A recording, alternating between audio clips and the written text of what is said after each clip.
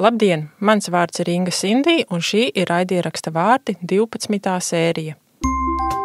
Vārti – raidieraksts vecākiem, skolotājiem un katram, kurš rūpējas par latviešu valodas uzturēšanu diasporā. Šodien runāsim par digitālajiem mēdījiem un valodu diasporā. Ir zināms, ka pārliekam mēdīju patēriņam, īpaši agrā vecumā, un ja saturs nav atbilstošs bērna vecumam, var būt negatīvas sekas. Vienlaikus digitālie mēdīji, tā skaitā televīzijas, straumēšanas vietnes, spēles, audio saturs, ir daļa no mūsu ikdienas un arī daļa no bērnu audzināšanas. Mēs šajā sērijā runāsim par to, vai un kā digitālie mēdīji nodara, lai stiprinātu latviešu valodas prasmes diasporā. Vai tuta var palīdzēt iemācīt latviešu valodu? Kā vecākiem gudri un jēgpilni izmantot esošo mēdīju piedāvājumu latviski? Savā pieredzē dalās Aija Zeltiņa Kalniņa no Losandželosas. Aija ir 2 bērnu mamma un skolotāja Losandželosas latviešu skolā. Šodien mēs sarunājamies ar Aiju Zeltiņu Kalniņu no Losandželosas. Sveika, Aija! Sveiki! Vai esat labi atguvušies no lidojuma un iejutušies Rīgā?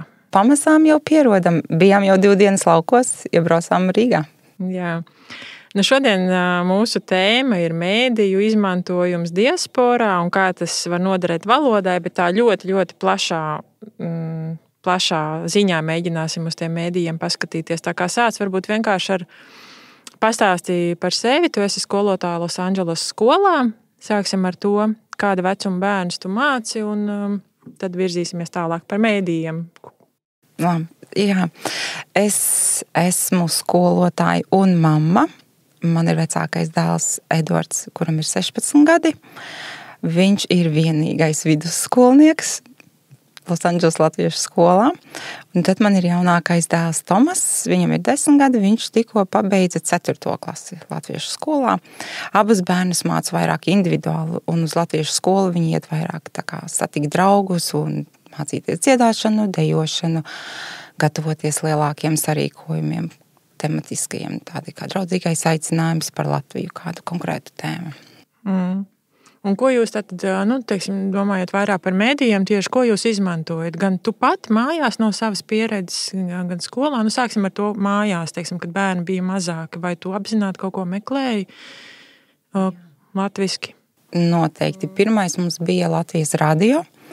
Tie bija gan grāmatu lasījumi, klausījāmies dažādas bērnu. Tagad, pārtrauc. Tātad man jāatcerās, iepriekš bija tā.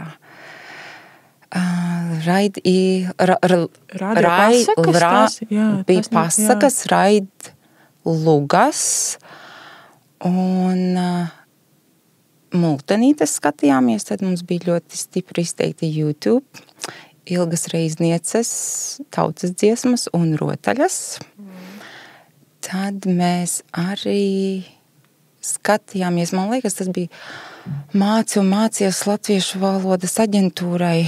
Bija tāda nodaļa, kur ir burtiņus mācies, burtu režģīši un bitīti, tur vēl tādi mazākiem vecuma bērniem, 5-gadniekiem, 6-gadniekiem, kur burtiņus. Bija tikko parādījies tāds app, ko es gan vairs neatrodu mūsdienās, kur bija burtiņi un vismaz uz katru burtiņu pa 4 vārdiņiem. Es atceros cepums, caurums cepumā, lai viņš dzird to burtiņu C, un tad bija piemēri. Tas man bija vecākajam dēlam. Un, protams, dažādi tvarti, ko mēs klausījāmies automašīnā, braucot uz latviešu skolu. Mašīnā klausījāties ko? Tieši mūzikas CD. Vienkārši diskus likāt arī. Diskus likām, jā. Klasiski vēl. Aizvien vēl mums vēl ir tā iespēja. Un tad, protams, no Prāta vētras, Čikāgas piecīšiem, Ilmārs Dzenis, dažādas pasakas bija. Prāta vētrai bija dziesmas bērniem. Tad bija tautas dziesmas, tās pašas Gadskārta, Ilgas Reiznieces. Tātad jūs izmantojāt to autobraucienu, ko es arī starp citu esmu darījusi, jo sapratu, ka mašīnā bērni kur nevar aizmukt īsti. Tieši tā. Un viņiem jāklausās ar latviešu saturs. Tas varēja būt no 40 līdz pat stundas braucienam. Tiešām, jā.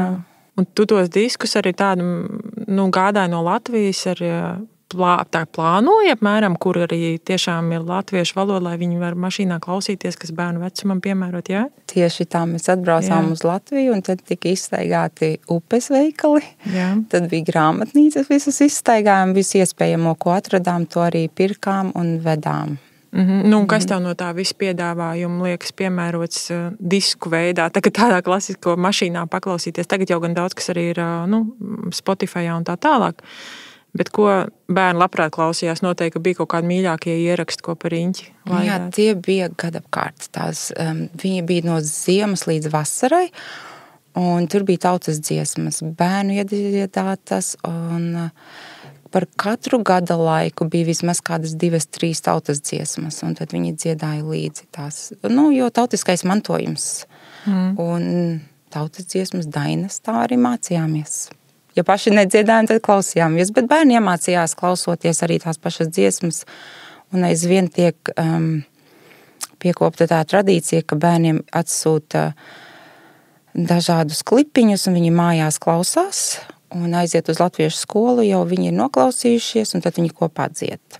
Nu, tas ir tā kā par tavu ģimeni, tātad tu diezgan daudz, cik saprotu, diezgan daudz to saturu bērniem arī piedāvāja, gan multinītes, gan klausi, un aizvien joprojām. Aizvien, jā, mums skolā ir tā, ka klausās tāpat tautas dziesmas, tas ir no YouTube, dziesmas, mūzika no YouTube, tautas dejām, un multinītes bērni skatās.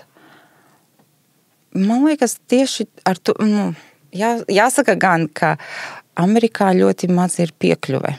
Ja mēs gribam filmām LV pieslēgties, tad mums jāgaida tie neatkarības dienas labumi vai 4. maija nedēļa vai dienas. Tad ir tāda iespēja, bet mums arī bija pirkti dažādas nopirkti CD, Lotte no izgudrotāja ciema bija tāda, mēs likām, skatījāmies, tad bija filmas. Un kā tev liekas, tagad es nesen arī interesi pēc mājās ieslēdzu bērniem, teiksim, klasiskās latviešu multfilmas, kas ir pieejams YouTube, piemēram, Rozes stiebras, tāpat Sēd uz sliekšņa pasaciņa. Tā valoda, vizuālā valoda, tomēr diezgan atšķirīga. Plus vēl arī, teiksim, tā poētiskā valoda, dziedājuma un tam līdzīgi. Vai bērni paši to uztver, vai tomēr jūs, teiksim, gan ģimenē, gan skolā, tu ar viņiem pārunā, komentē un tā tālāk? Nevar jau ieslēgt to multeni, nosēdināt bērnu, ko skaties. Varbūt, ka viņi pēc 10 sekundēm aizskries prom, jo viņi neuztver to, kā tev šķiet. Tās multinītes tiek skatītas vairākas reizes un ilgākā laika posmā. Pirmais, es ievēroju, ka bērni noskatās, viņiem interesē vairāk animācija, un viņi var izdomāt paši savu stāstu. Visinteresantākais stāsts bija par zaķīšu pirtiņu. Tur bērni bija pilnīgi līdz tādam stāvoklim nonākuši, ka viņi raudāja, kad mazais zaķītis nomaldījās. Ja. Un tad viņi izdomāja savus stāstus, kas tur ir noticies. Bet pagāja laiks, un atkal tu uzliec to dziesmu, es domāju, to multinīti, jā. Un viņi vēlreiz skatās, un tad viņi jau ir ieklausījušies tekstā, un viņi jau pēc zina to tekstu no galvas. Un, jā, tas bija vislabākais tāds piemērs, bet bērniem, man liekas, ka viņi uztver vārdus, bet viņiem vajadzīgs redzēt tās emocijas. Un viņi saprot tās emocijas. Tā līdzjūtība, mīlestība, pieķeršanās vai dusmas. Un viņi arī atpazīst vārdus tajās tekstos vai tautas dziesmās. Un es domāju, tas tāds pamazām kā stūrakmenis valodas apguvē ir. Un neviens jau neiemācās uzreiz valodu. Paiet ilgāks laiks, un viņi atgriežas pie tā. Es gribēju tieši jautāt par to pienesumu, ko tu redzi valodā. Ja jūs atkārtot skatāties vai mašīnā klausties visu laiku, kā tu esi konkrēti droši vien pamanījusi, ko tas valodai dod, vai sāk jau citēt vai izmantot tos vārdus, kas dzirdēti? Ir. Man vecākajam dēlam tikko bija ļoti labs piemērs ar to, ka viņš 4. maija sarīkojumā nodziedāja Raimonda Paula Kurzeme, un viņš atzina, es to dziesmu esmu klausījies no bērnības. Un tad, kad viņam mūsu dziedāšanas skolotājs vai vietējais mūziķis Pauls Berkolts piedāvāja nodziedāt šo dziesmu. Es teicu, jā, es jau zinu no galvas. Tikai tas, ka viņam bija jāpiemēro šī dziesma viņa balsī. Un tas bija tāds prieks par to, ka viņš atcerējās un ka viņš esat klausījies un iemācījies. Mēs varējām lepoties. Jā, ļoti jauki. Tas ir par tādu mazāko vecumu, jā, es saprotu. Un tagad bērni ir paaugušies lielāki, vai arī skolā jums ir lielāki bērni, kas nāk YouTube multinīšu vietā pēc kāda laika no mēdīju piedāvājumu latviski. Mēs pirms sākām runāt, tu pieminēji Instagram arī influencers. Pastāst par tiem. Jā. Man liekas, mūsu mīļākais influenceris, kam arī seko gan skolotāji, gan bērni, ir Masaki. Un mums viens no pēdējiem bija tāds interesants, kad Masaki bija iznācis tāds videoklipiņš par latviešu izteicieniem, un noklausoties tos un noskatoties tos, mēs pārunājām par to, ko bērni ir dzirdējuši, ko viņi atpazīst, vai viņi lieto ikdienā. Un bija tā, ka daži ir dzirdējuši, ikdienā viņi nelieto tik daudz, kā tikai, kad dzird no mammām vai skolotājiem vai kaut kur vecvecākiem. Bet tas tāds interesants bija arī, tā kā pāruna tēma tā bija. Un tās vecākais bērns arī pats jau ir, vecākais dēls pats veido nelielas arī reportāžas, tu man esi stāstījusi, jā? Jā. Edvards, viņš aizraujas papildus mācībām, bet tas arī mācoties latviešu valodu, viņam aizgāja ar to, ka caur intervijām, caur reportāžām viņš gatavojas, apgūst tēmu, lasa par intervijām, lasa par cilvēku, kuru viņš intervēs, mazliet pēta to tēmu un sagatavo jautājumus iepriekš. Un tad arī redzēja, kā skolotājs, kā vecāks, kur ir jāpiestrādā. Protams, ļoti daudz ir gribās uzreiz tulkot no angļu valodas uz latviešu valodu, bet ir tā kā jāmēģina domāt, lai sagatavotos. Jo es tagad arī ielidojusi, man aizvien vēl tā kā domāšanas veids ir angļu valodā, un es mēģinu pierast un runāt latviski, jo automātiski man aiziet angļu valodā. Jā, tad tas viens ceļš pusauģiem varētu būt, ka viņiem pašiem tas saturs jātaisa, jā, tāds kaut kāds mēdīju saturs. Es nezinu, vai Signe mūs dzird, bet Signe ar saviem skolāniem ir taisījusi audio ierakstus, vai ne, kas arī mazliet līdzīgi, ka viņiem pašiem tad ir šī te, un caur mēdījiem tad latviešu valodu arī viņiem jālieto. Jā, Signe, tu gribi par to pastāstīt? Jā, mums ir bijuši vairāk eksperimenti, gan ierakstīt tādu kaut ko, kas tā kā būtu līdzīgs varbūt raidieraksta epizodei, gan arī ierakstīt vienam otru, mēģināt kaut kādā veidā tiešām netik daudz patērēt, bet radīt saturu. Un vispār man tāda varbūt, ka vispārināta doma, bet man šķiet, ka mūsu jauniešiem ļoti patīk radīt, rakstīt, runāt, un daudz mazāk viņiem varbūt tā patērēšana jau ir tik ikdienišķa, ka ir visu laiku kaut kas jāklausās un jālasa. Tā kā tieši caur tādu varbūt radošumu arī to var izmantot. Es runāju latviski. Es arī runāju latviski. Vārti – raidieraksts par latviešu valodu diasporā. Es gribēju prasīt par arī tādu varbūt drusku plašāk par vispār tādu digitālo rīku izmantošanu, vai tas arī ir tā ikdienā, ka vai nu skolā vai ģimenē, ka tie digitālie rīki ienāk arī tādā latviskā saziņā. Nu, es nezinu, sarakstīties WhatsAppā latviski vai veidot bērniem kaut kādus čatiņus, kur viņi tā autentiski izpaustos arī šajos digitālajos rīkos latviešu valodā. Es domāju, bērni ļoti daudz izmanto telefonus. Un pats pirmais, cik es saprotu, apjautājot vai parunājot ar vecākiem, bērni ir iemācījušies lietot WhatsAppu, lai sarunātos ar vecvecākiem Latvijā. Un nākamais ir ChatGPT, ko lieto. Es arī pati lietoju mazliet, bet tikai jāiemāca bērniem, kā pareizi lietot. Nevis meklēt pareizās atbildes, bet uzdot pareizos jautājumus, gatavojoties intervijai vai kādam noteiktam sarīkojumam, ko tu vēlies uzzināt. Tas, piemēram, tie prompti vai uzdevums ir nevis, pasaki man, kā sauc Latvijas prezidentu, bet tas reversā domāšana, ja, kad tu uzdod tam ChatGPT, ja tu esi skolotājs, ko tu vēlētos uzzināt no manis vai kādas latviešu valodas kaut kādu līmeni, tu sagaidījies mācos diasporas latviešu skolā, 8. klasē, ja, vai arī salīdzināt latviešu valodas līmeņus. Tādā veidā interesanti, kā bērni. Un tas arī ir ar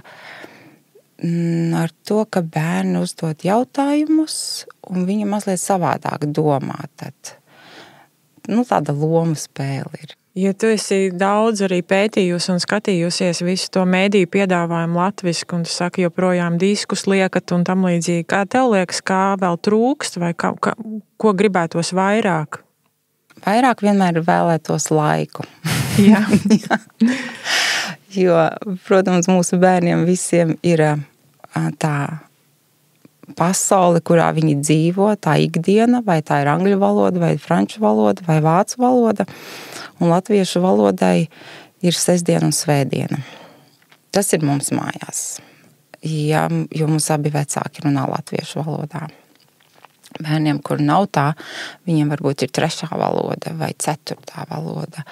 Tad tas laika trūkums ir ļoti izjūtams un jābūt ļoti saturiski, tādam koncentrētam, pareizam vai kā viņi saka, tas vārds, lai atrastu to pareizo vārdu, ko tu iedosi to mazumiņu tajā mirklītī. Diezgan mērķiecīgi, tur jau tā lieta, mērķiecīgi jāizvēlās. Ja tagad ir tā stunda kopā, apsēdīsimies stundu kopā, paklausīsimies, paskatīsimies vienalga, ko vispirms jau vecākam tā kā tiešām tā izsijāšana notiek. Pašam. Jā. Ir tik daudz piedāvājumu, un tiklīdz kā iestalēts YouTube uzreiz, jau izlec viss cits, kas nav vairs latviski. Tieši tā. Jā. Bet jādod bērniem iespēju runāt, jo mēs kā vecāki, mēs varam runāt, bet ja bērns, es jau nerunāšu tā, kā mana mamma runā, vai kā mans tētis, vai kā mana skolotāja, tad viņa arī tā notiek tā aizvēršanās, vai jeb shutdown, un viņi pazaudē interesi. Kas ir tavs zelta padoms, teiksim, kā tu vecākiem iesaka tad šo laika mazumiņu tā maksimāli izmantot? Teiksim, tagad šodien domājot vairāk par to tēmu, ja mums ir mēdīju piedāvājums visplašākā ziņā, protams, paralēli grāmatas vai kaut kādas citas lietas, vai vienkārši sarunāšanās vai spēlēšanās latviski, tas nav vienīgais, bet ja šodien mēs par to tēmu domājam, kur teiksim, pie kā pieķerties dažādos vecumos, runājam par maziem bērniem līdz skolas vecumam, tad pamatskolas vecums, ko piedāvāt no tā visa, kas ir šobrīd pieejams? Es ieteiktu bērniem līdz 4 gadiem, tie ir vecāki. Tā ir mamma vai tētis, vai vecvecākie ir tāda iespēja, vai draugi, kuri viņi var dzirdēt valodu, un kur viņiem ir iespēja arī mācīties, izteikties, atvērties, lai nenotiek tā, ka mans bērns dzird, bet viņš neatbild. Un lai viņš atbild tā, kā viņš prot. Nelabot no sākuma, lai vienkārši viņš runā, pārvar to slieksni. Un vēlāk jau 5, 6 gadiem pamazām jau tu vari mūziku uzlikt, dziedāt līdzi. Vecākiem ir jādara viss līdzi. Ja vecāki atsakās to darīt un saka, iedod bērnam klausīties, bet viņi to pašu nedara, tad bērns kopēs vecākus. Un tas ir jebkurā mācību procesā, vai tā ir dejošana, vai dziedāšana, vai valodas mācīšanās. Un nākamais ir pamazām jau ir, nevar atteikties no tehnoloģijām, tās ir visur. Vai tā ir amerikāņu skola, vai tā ir latviešu skola, to var izmantot, var skatīties multinītes, 10-15 minūtes, nekas slikts nav. Tas varbūt YouTube uzmeklēt pašiem, ierakstīt jau, teiksim, dziesmas nosaukumu vai vārdu meklētājā. Tad vēlāk, es domāju, pusauģiem ļoti, ļoti patīk Instagram vai vēl kaut kas. Es pat īsti nesekoju to, bet es domāju, ka radio lasījumi ir ļoti labi. Ļoti labi. Tie ir tik plūstoši un jauki. Vienkārši tikai, lai fonā ir, ka bērni dzird, viņi kaut ko uztvers no tā. Pandēmijas laikā bija labas teātra izrādes. Mēs paši skatījāmies Leļu teātra Emīls un Berlīnes zēni. Vēlākam, tādiem tā kā pusauģu vecumā jau var skatīties teātris Zip. Un replay ir daudz interesantu raidījumu par literatūru vai vienkārši tādas intervijas. Jā. Man ļoti patīk tas tavs ieteikums un atgādinājums, ka ir jādara līdzi, jo mēdī var palīdzēt. Arī valodai ļoti daudz, bet nav tā, ka var ieslēgt un atstāt to bērnu uz 2 stundām, skaties reku latviski, ja? Tas ir instruments. Tur nesanāks. Tas pie mēdī ir instruments, un vecāks ir tas, kas iemāca to instrumentu lietot. Jā, vai tās instrukcijas iedod bērnam, jā, un tad mēs ar katru reizi vairāk tās instrukcijas. Ja mēs iemācam, laiku, bet to laikam sekojam mēs paši, ja ne jau bērns, viņam tās 10 minūtes liksies par maz, ja, bet tā, ka, vecākiem, tu nevari, man šodien pats bija labi tāds interesanti, atkal klausījos par radio lasījumu, radio raidījumu, kur bija runa par Lauras Vinogradovas grāmatu, man liekas, par Pauls spēlē. Pauls spēlē, jā. Un, tas tik labi bija par to, kā aprakstīs, kā te bērni redz, ko vecāki dara, un kā vecāki var noliekt bērnam būt kaut ko ar tehnoloģijām, ja viņiem paši tur ir. Jā, savukārt es gribēju piebilst, man arī ir tāda, neliela pieredze ar dažādu vecumu bērniem, kaut ko viņiem mēģināt rādīt, un viens, ka ļoti svarīgi, vai tev pašam tas patīk, vai tu spēj to tā pārstāvēt un tā kā atrast kontekstu, kad šo attiecīgo pārraidi un kādā veidā viņu varbūt papildināt ar kaut kādiem uzdevumiem un spēlēm, lai nav tikai tā, ka tagad jums jāskatās noteikti Latvijas televīzija. Un arī, protams, ka bērni ir ļoti, ļoti dažādi. Ir tādi, kas vienkārši aizrautīgi skatās panorāmu, arī tādi ir. Un citi atkal, teiksim, man ir laba pieredze ar ēdienu gatavošanas šoviem, kur bērni ir iesaistīti, citi bērni tādā pašā vecumā. Un laikam, ka mūsu Stokholmas latviešu skolā tāds pilnīgi tāda nagla ir manā skolas dienā, tad, ja es ļauju skatīties gudrs vēl gudrāks. Jo tur ir ļoti interesanti jautājumi. Mēs mēģinām paši tā kā atbildēt uz tiem jautājumiem. Tur ir latviešu bērni, ar kuriem var salīdzināties un skatīties, ko viņi velk mugurā un kā viņi izturas un runā. Tā kā tas ir arī tāds, varbūt, padoms izmēģināt. Es nemaz nebiju iedomājusies, ka varētu piedāvāt bērniem skatīties kaut ko, kas pašam nepatīk. Es domāju tāds, un tas man bija tāds labs atklājums. Vai es esmu darījis kaut ko tādu? Nē, jo man liekas, kā mamma varbūt atceroties no tā, ka mēs uzaugām, mums bija mazāk tās iespējas, un tad gribās noskatīties multeni kopā ar bērnu un redzēt viņa reakciju. Vai viņam ir tāds pats, kā man bija? Vai viņam patīk tas, jo vecāki pazīst bērnus, un viņi pazīst, kas viņiem patīk un kas viņam interesē, un tad līdz ar to arī sameklē to vielu. Dažreiz es jūtos nedaudz atpalikusi, ja runājam par to, kas mums patīk, jo tas ir pirms 20 gadiem, ko es Latvijā skatījos. Ja es, teiksim, nedzīvoju 15 gadus Latvijā, un daudz ko no tāda jaunākā satura es nemaz īstenībā nezinu, no tādām, teiksim, televīzijas zvaigznēm, visādiem šoviem un tā. Es jums joku pastāstīšu. Es pirms laikam 6 mēnešiem uzzināju, kas ir Bermudu divstūris. Ja? Jo mani brēni šeit Latvijā, es kaut kur biju dzirdējuši to vārdu, bet es taču nekad nebiju pati sev slēgus un meklējusi, kas ir Bermudu divstūris. Un tagad vienreiz visi Latvijā runā par to Bermudu divstūri. Ja? ieslēgsim. Un tagad viņiem ļoti patīk sarkan, balts, sarkans, un viņi dejo līdzi pie tā YouTube. Ja? Tātad mēs arī nezinu, cik 10 gadu novēlošanos vai cik ilgi tas 2 stūris pastāv uzzina, jo mēs paši vairs neesam tā kā lietas kursā dažreiz. Man bija atklājums par Bermudas 2 stūri, man liekas, pirms 3 gadiem. Viņam iznāca tā dziesma, mamma man teica, kaut kas tam līdzīgs. Un es domāju, kas ir tā dziesma, ko visi dungo? Nu, tad tā arī pielipa, mamma man teica. Bet ir tās, tā kā dziesmas, bet tās ienāca tagad vairāk, ko tieši caur šiem youtuberiem vai ārzemju studentiem, kas mācās latviešu valodu, jā. Un tas ir, viņi kaut kā bērni piesaista sevi, saskata, jo viņiem ir ar tā valodas barjera, un tad viņiem interesē, kā tur kaza vai kāza, jā. Un tad viņi dalās ar tiem, es pateicu nejauši to, un pateicu nejauši tā, bet, pavisam cita doma ir. Bet es tad arī pati stāstu, kā man bija, kad es mācījos angļu valodu. Es arī, piemēram, dubultais V un vienkāršais V es nevaru izrunāt, un man bijuši pārpratumi. Un tad kā vecāks vai kā skolotājs to atzīst to, ka arī mums pieaugušajiem ir kļūdas, pārpratumi, un ir bijušas smieklīgas situācijas, un tad bērni, tas ir okei. Ja, ka pieaugušie kļūdās. Un tas nemaz nav slikti, ka mēs varam atzīties. Tas tās satuvina mūs vairāk ar bērniem nekā attālina.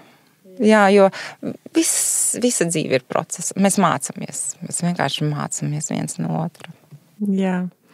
Lielas paldies, Aija, tev paldies par saviem iespaidiem. Paldies, ka uzaicinājāt. Es ceru, ka kaut kas noderēs.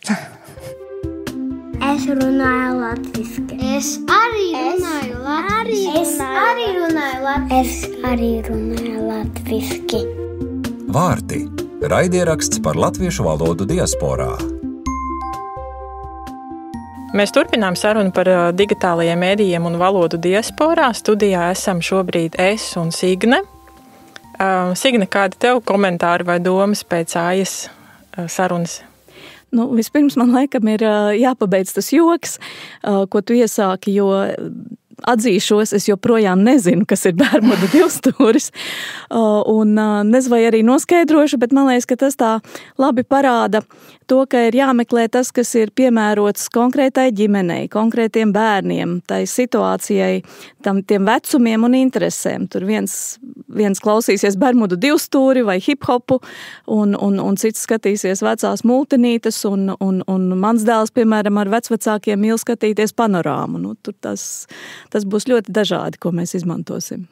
Jā, es savukārt pēc sarunas ar Aiju vēlreiz ieskatījos dažos tādos jaunākajos pētījumos saistībā ar digitālajiem mēdījiem un valodu, jo man tiešām gribētu zināt, vai vispār no mēdījiem var iemācīties valodu.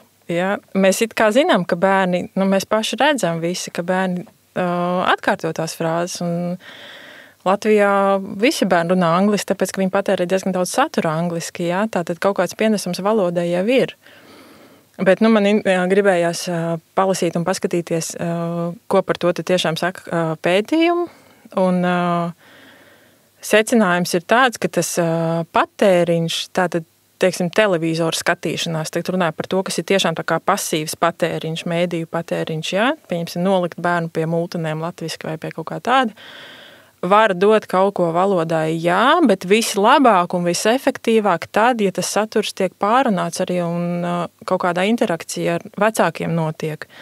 Nebūs tā, ka nosēdinās bērnu stundu pie multinēm latviski un viņš runās latviski, tāpēc, ka, ja viņš to latviešu valodu citur nekur nedzird. Tātad tas saturs var tikai papildināt to, ko bērns jau interaktīvi apgūst. Vislabāk apgūst sarunās ar citiem cilvēkiem, jā. Tas ir jāņem vērā, un jo mazāks vecums, jo vairāk tas tā ir. Tātad līdz 2 gadiem vispār bērni it kā nemācās no mēdījiem šādā veidā, jo viņiem trūkst tas konteksts, viņiem nav konteksts reālajā dzīvē vēl. Protams, jo viņi jau arī nedzīvo tajā latviskajā ciemā, jā. Viņi lielā mērā dzīvo mītnes zemes ciemā. Un tad faktiski vecākiem tā ir iespēja, un mēs esam daudz runājuši par to, kā tad paplašināt to latvisko pasauli, un, protams, ka digitālie mēdīji tur sniedz ļoti daudz iespēju, kā to var izdarīt. Un man arī tiešām liekas, ka tas ir jādara kopā un arī jau no paša sākuma. Tā kā jārada šī te dabiskā mājas vide, lai tas nav kaut kas tāds ļoti tāds izņēmumu kārtā vai uzspiests vai ārkārtējs, bet tiešām, ka tā latviskā digitālā vide ir daļa no mājas vienkārši, no mājas vides. Man liekas, ka tai konsekvencei tāpat kā ar jebkurām citām lietām, mēs esam daudz runājuši par to konsekvenci, teiksim, arī runātajā valodā, tāpat arī konsekvenci ir ar tiem mēdījiem. Vai kaut kāda sistēma jāizveido. Es atceros, viena mamma man stāstīja, ka viņa, teiksim, brīvdienās latvisku liek saturu. Ja? Tātad bērni pieraduši pie tā, ka katru sestdienu vai svētdienu viņiem ir saturs kaut kāds raidījums vai vakarā kopā vai kaut kas tāds latviski. Un interesanti, kā arī pieminēja tos televīzijas raidījumus, vai tu pieminēji gudrs vai gudrāks. Jā, tas mums ir Stokholmā, arī skolā tas ir tāds ļoti, ļoti populāri lieta. Un interesanti, ka tie pētījumi arī saka, ka bērni patiesībā pat vairāk mācās vai noteiktā vecumā, bet lielākā vecumā labāk, ja viņi skatās raidījumus vai saturu, kur runā pieaugušie cilvēki. Nevis, kā mēs visu laiku domājam, bērniem piemērot saturs, bet viņiem vajag to īsto valodu, acīm redzot. Ja? Tātad televīzijas raidījumus ļoti var ieteikt. Mēs arī nesen skatījāmies, gatavojoties braukšanai uz Latviju, piemēram, makšķerēšanas raidījumus. Protams, ka tur daudz nezinām vārdu. Un arī tas konteksts vienkārši trūkst. Nezinu, kas ir niedru pudurs. Ja? Man paprasīja bērns, bet tu sēdi blakus un tu skaidro tad, ja, tos vārdus. Un tādā veidā arī var diezgan daudz tā kā izdabūt, man liekas, no tā piedāvājuma. Un audio saturs. Audio saturā ir daudz izmanto, viņa teica. Tā ir, viņa pieminēja radio. Es, piemēram, tādā veidā mācījos zviedru valodu, bet kāpēc tā nevarētu mācīties latviešu valodu, vai ne? Tas viss ir pieejams internetā mūsdienās. Un arī, ko varbūt mums vajadzētu atcerēties, ka tas jau palīdz arī vecākiem uzturēt latviešu valodu, jo nav noslēpums, ka daudzus gadus vai gadu desmitus dzīvojot ārpus Latvijas, arī mūsu valodas prasmes ierūsē un mēs paliekam, nezinām visu jaunāko, paliekam lēnāki savā izteiksmē latviešu valodā. Tā kā tas jau arī var noderēt pašam, atrast gan arī kaut kādu jaunāko informāciju un zināt, kas notiek Latvijā, tas varētu arī pašam būt interesanti. Un tad tu arī kļūst kā tāds Latvijas vēstnieks savā ģimenē. Vēl tas audio saturs, es atceros, ka vairāki viesi tur mums pieminējuši, ka fonā skan. Tātad atšķirībā vai ne no vizuālā, kur ir mēs zinām arī, kā tas bērnus ievelk, un tu arī nevienmēr sēdēsi varbūt blakus, bet to audio saturu var izmantot vienkārši fonā, radioskan fonā, mašīnā. Aija darīja to pašu, vai dara to pašu, ko es arī diezgan daudz daru, tas, ka mašīnas brauciena laikā ir tas audio saturs. Un tad viņš it kā ir fonā, bet tomēr viņš tur ir tas saturs latviski. Viņas gadījumā tā ir mūzika, mums ir diezgan daudz audio grāmatas bērniem, pasakas visā, pat ne vairāk tautas pasakas, bet tieši literāras pasakas ierakstītas disku formā, un tagad, protams, var arī savienot ar Spotify lietotnēm un tam līdzīgi, bet tas audio saturs ir, man liekas, es par to ļoti fanoju, man tas ļoti patīk, tieši tāpēc, ka tas nav kāds tās video, kas ievelk un nevar vairs atraut tos bērnus, vai arī viņi aizslīd uz pilnīgi citām tēmām tā YouTube'ā. Bet arī tāpēc, ka tas ir tāpat kā lasīt grāmatu. Es esmu lasījusi arī par tām audio klausām grāmatām. Smadzenes tiek nodarbināts tieši tāpat kā lasot grāmatu. Tev arī ir jāspēj koncentrēties un sekot tam stāstam. Un tas pienesums ir tikpat liels kā lasīšana. Ja mēs pagājušās reizēs esam runājuši arī par lasīšanu, un tagad Latvijā arī tēma aktuāla var lasīt prasmi. Tātad audio saturs ir tikpat līdzvērtīgs patiesībā. Audio saturs noteikti ir noderīgs. Viens, ko es gribēju piebilst, tas ir tiešām jāsāk darīt uzreiz un ir jāizveido rutīnas, jo es varu izstāstīt pa pusauģiem, viņi mašīnā vairs neklausīsies to, ko tu ieslēdz. Jā. Katrs ieliks savas austiņas un pievērst viņu uzmanību pat būs samērā sarežģīti. Tā kā tiešām ir jāizveido tā sistēma laikus. Tur mēs atgriežamies pie paša sākuma, vai ne? Pie Olgas Ceras sarunas un sūkļa Kamēr vēl var, līdz apmēram tiem, 10 gadiem, tikmēr arī jāizmanto viss šīs iespējas. Un tā skaitā digitālie mēdīji piedāvājums, manuprāt, ir diezgan liels latviski. Atrast var tagad aizvien vairāk saturu, un to var... forši papildinājums īpaši tad, ja ir viens vecāks tikai ģimenē. Jo viņš jau pati zina, tu mums par to stāstīji, ka tā valoda ir ļoti ierobežot, ko es ikdienā runāju, viena pati esot, bet tad mēs dzirdam visādus runātājus. Ko varbūt es gribētu teikt, kā man pietrūks Latvijas mēdījos, man tiešām gribētos dzirdēt arī diasporas bērnu un jauniešu balsis, otrās paudzes un vēl tālāku paudžu balsis, jo tad, ja viņi sadzird sevi šajos te mēdījos, tad viņi arī jūtas pieņemti, viņi jūtas kā daļa no Latvijas un pat tad, ja viņi dzīvo citā valstī vai ir dzimuši citā valstī. Tā kā tikai tad, ja mēs radīsim šo telpu, kur viņi arī var sadzirdēt paši sevi, tad mēs varam cerēt, ka viņi kaut kādā dzīves posmā varētu arī to telpu apdzīvot. Nu tad, Signe, tad turpināsim, ja? Tieši tā. Vārti. Raidieraksts par latviešu valodu diasporā. Par finansiālu atbalstu raidieraksta tapšanai mēs pateicamies Latviešu valodas aģentūrai un Amerikas Latviešu apvienībai. Ja vēlaties, lai raidieraksts turpinātos, varat atbalstīt biedrību ar ziedojumu, sīkāka informācija par to pieejama sērijas aprakstā.